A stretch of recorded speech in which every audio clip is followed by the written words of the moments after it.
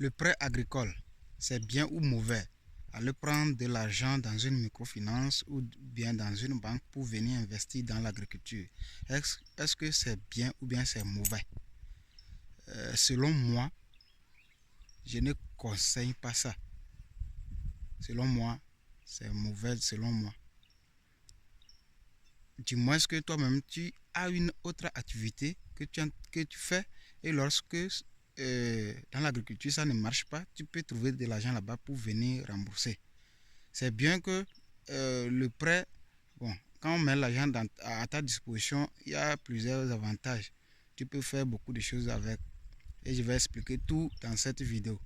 Mais il y a beaucoup de risques qui sont autour. C'est trop risqué.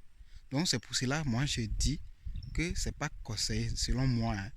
Selon moi, selon mon point de vue. Et je vais te montrer tout dans cette vidéo. Je vais parler de tout ça là dans cette vidéo.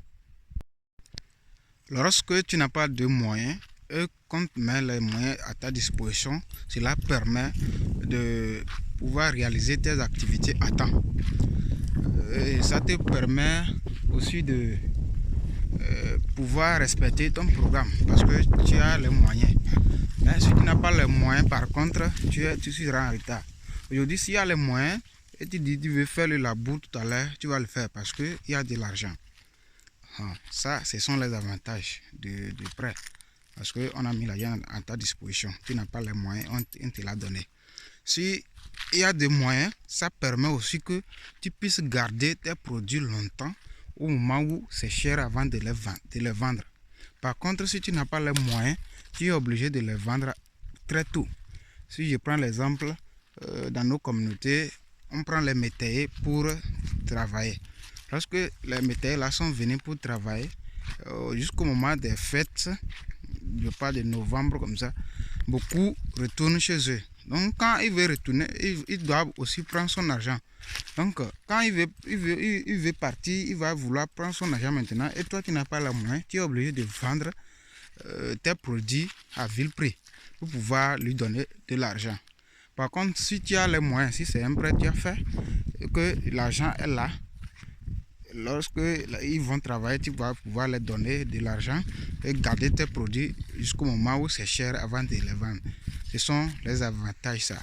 Et vous allez me demander, il y a des avantages, pourquoi je parle que c'est pas bien de le faire.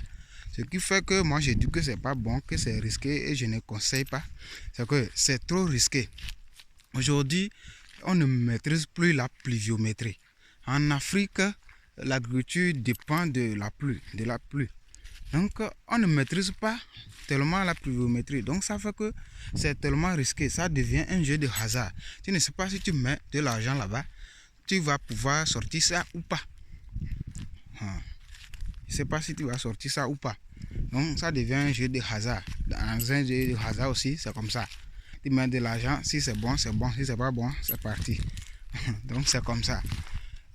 Actuellement, je suis sur un terrain que j'avais loué l'année passée pour l'agriculture. Un terrain de 2,5 hectares que j'avais loué l'année passée.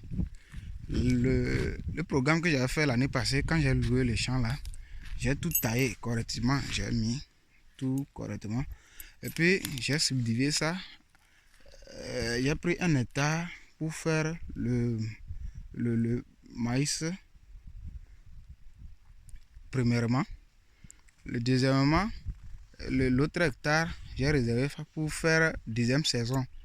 Et le demi-hectare restant, j'ai pris une partie pour l'haricot et une partie pour le piment.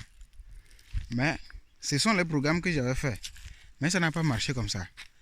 Quand j'avais semé, j'ai semé le maïs le 12 mai, que j'ai semé le maïs.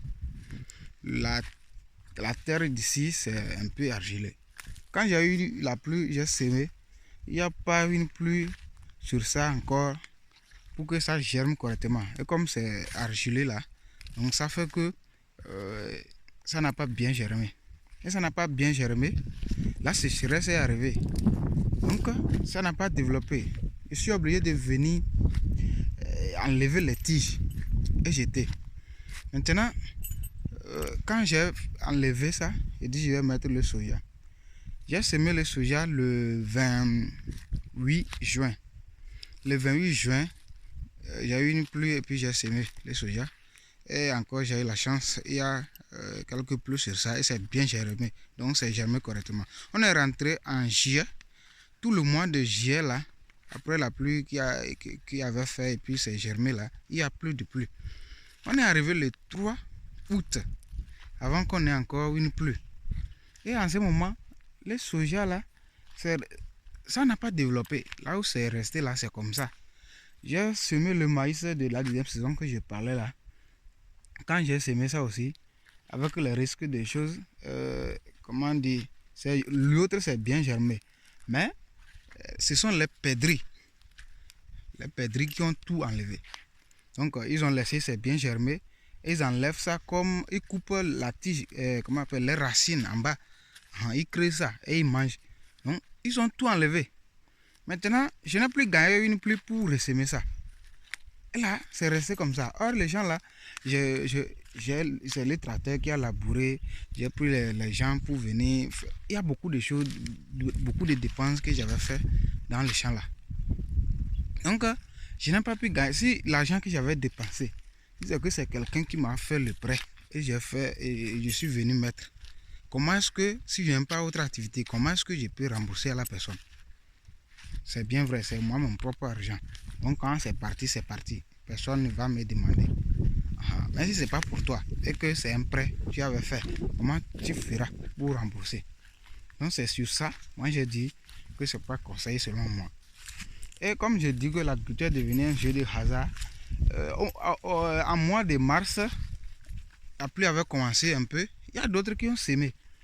Et ils ont eu la chance.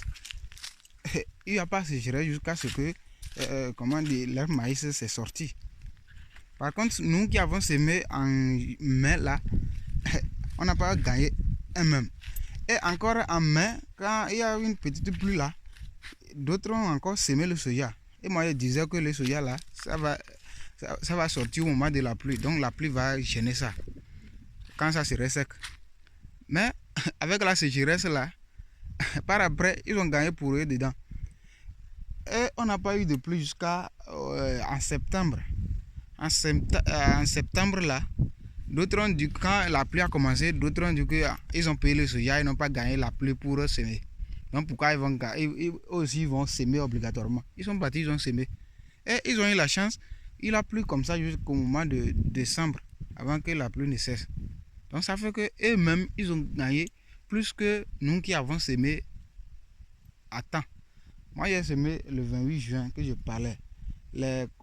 Tous les champs là, comme de ça que j'ai sorti, un sac et demi. Un sac et demi. Et c'est bon, j'ai encore pris la machine pour venir taper ça, tout ça là. Donc il y a beaucoup de dépenses sur ça. Pourquoi moi je dis, selon moi, je ne conseille pas ça. Selon moi, je ne conseille pas ça.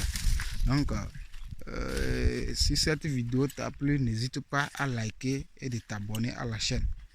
Et partager aussi la vidéo pour d'autres personnes. On se dit au revoir et à la prochaine vidéo.